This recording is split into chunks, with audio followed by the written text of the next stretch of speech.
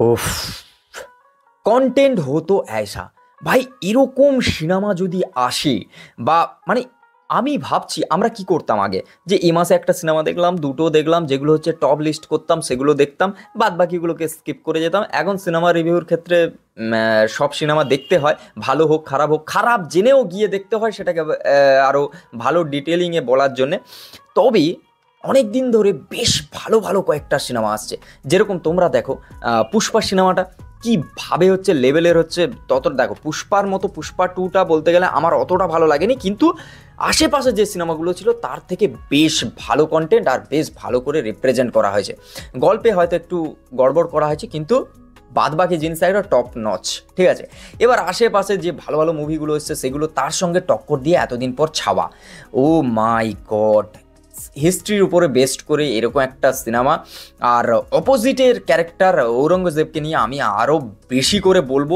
এই video last পর্যন্ত দেখো, লাস্টে আরও কিছু কথা বলার আছে তোমাদের। আগে বলি সিনেমাটার ভালো কি লেগেছে, বেশিরভাগই ভালো লেগেছে। খারাপ বলতে গেলে সেগুলো এত নিয়ে বলবো না, কারণ এই সিনেমাটাকে যেভাবে হিস্ট্রি বেসড সিনেমা, তারপর যেভাবে গল্পটা বলতে গেছে, বলতে বলতে বলতে বলতে যেভাবে একের পর এক জিনিসটাকে বিল্ড করেছে, প্রায় 3 ঘন্টার সিনেমা, কিন্তু জিনিসটা দেখতে গেলে তুমি বুঝতেই পারবে না।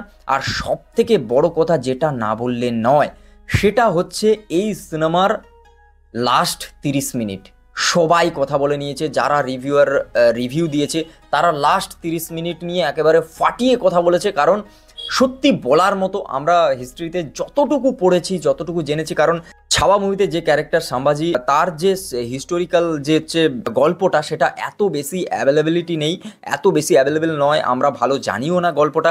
আর সত্যি কথা বলতে আমি সিনেমায় যতটুকু গল্প দেখেছি ভাই, হ্যাটস। আর যেটা নিয়ে পার্সোনালি বলা উচিত সেটা হচ্ছে ইন্টারন্যাশনাল পুরস্কার আসা উচিত। কারণ ভিকি কৌশল যেভাবে কাজ করেছে, তার যা অভিনয়, তার যে ডায়লগ ডেলিভারি, তুমি না প্রত্যেকটা মানে রংটে খাড়া হয়ে যাবে, মানে এরকম একটা ব্যাপার।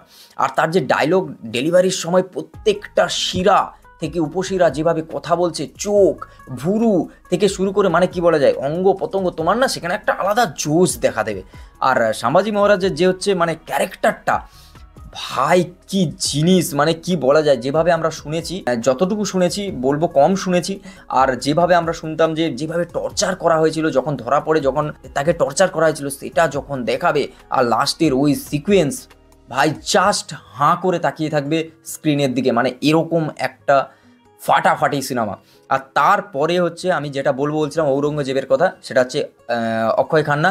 ভাই সাফ লুক লুক একজন সিনিয়র অ্যাক্টরের যে হচ্ছে কতটা অ্যাক্টিং ম্যাটার করে, কতটা হচ্ছে সেই যে মেথড অ্যাক্টিংয়ের যে ব্যাপারটা তুমি এই ক্যারেক্টারের মধ্যে দেখতে পাবে। এই ক্যারেক্টারকে অত ভালো করে দেওয়া হয়নি এখানে। ছাবা যে ক্যারেক্টার, তার উপরে বেশি ফোকাস রাখা হয়েছে। সাম্বাজির ক্যারেক্টারে যে হচ্ছে ভিকি কৌশল, তাকে আলাদা করে বলার কিচ্ছু নেই, কারণ এই ক্যারেক্টারটা জাস্ট ফাটিয়ে দিয়েছে। লাস্ট আধা ঘন্টা থেকে 1 ঘন্টা যেভাবে হচ্ছে গল্পটা ঢোকে, আর যেভাবে হচ্ছে মানে যুদ্ধর যে ওই সিকোয়েন্সটা দেখানো হয়, যেভাবে কোরিওগ্রাফি হয়েছে, মানে সত্যি কথা বলতে ওই জায়গাটা না মানে পুরো একেবারে ট্রান্সফর্ম হয়ে যায়, যে হচ্ছে ভিকি কৌশল যে একটা লায়নে যে হচ্ছে ট্রান্সফর্ম হয়ে যাচ্ছে, মানে ওরকম একটা জিনিস দেখিয়েছে। মানে ওই লেভেলের কোরিওগ্রাফি, অসম কোরিওগ্রাফি। আর যার পাশে যেসব ক্যারেক্টারগুলো ছিল, অমায়িক ক্যারেক্টার করেছে সবাই, মানে এত সুন্দরভাবে প্রেজেন্ট করেছে, এত সুন্দর অভিনয় সত্তা, যেভাবে জিনিসটাকে হচ্ছে মানে প্রেজেন্ট করা হয়েছে স্ক্রিনে, বলার কিচ্ছু নেই, হ্যাটসঅফট। আর সব থেকে আমার যেটা খারাপ লেগেছে সেটা হচ্ছে রাশ্মিকার যে জায়গাটা, আমি বলবো যে রাশ্মিকার জায়গাটা আমার অত ভালো লাগেনি। কারণ ওই যে ক্যারেক্টারটা যেভাবে হচ্ছে ডায়লগ ডেলিভারি করছে, যেভাবে করছে, সত্যি কথা বলতে রাশ্মিকার মধ্যেও সেই হিস্টোরিক্যাল ব্যাপারটা আমি ঠিক ম্যাচ খাইয়ে নিতে পারিনি। তোমাদের হয়তো ভালো লাগতে পারে, তবে রাশ্মিকাকে আমার ওই জায়গাটায় ভালো লাগেনি। ওই জায়গাটায় অন্য কাউকে দিলে মনে হয় আরও বেটার করতো, এরকম কিছু। তবে কাকে সেটা আমি বলবো না।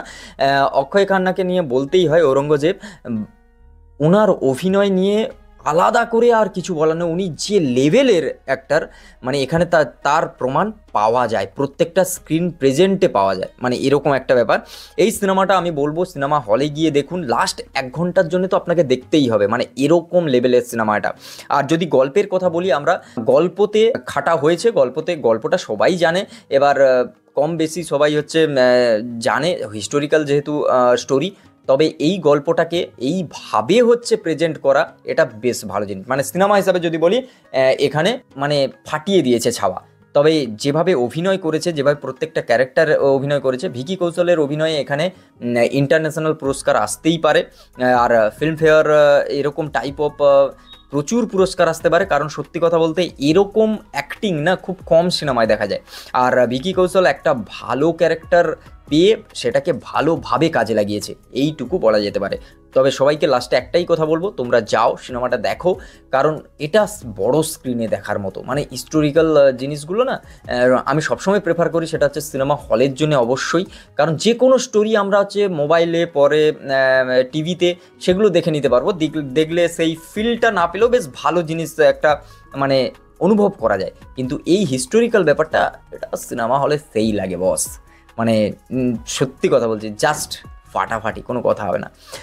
তো চলো দেখাচ্ছে নেক্সট ভিডিও। তোমাদের যদি ভালো লেগে থাকে like comment share and subscribe my YouTube channel. আর যদি তোমাদের এরকম রিভিউ বা অন্যান্য ভিডিও প্লেলিস্টে আছে, গিয়ে চেক আউট করো আর দেখো। যদি ভালো লাগে অবশ্যই কমেন্ট করে জানাও। আর তোমাদের কমেন্ট অবশ্যই আমি প্রত্যেকটা কমেন্ট পড়ি, লাভ রিয়াক্ট দিই।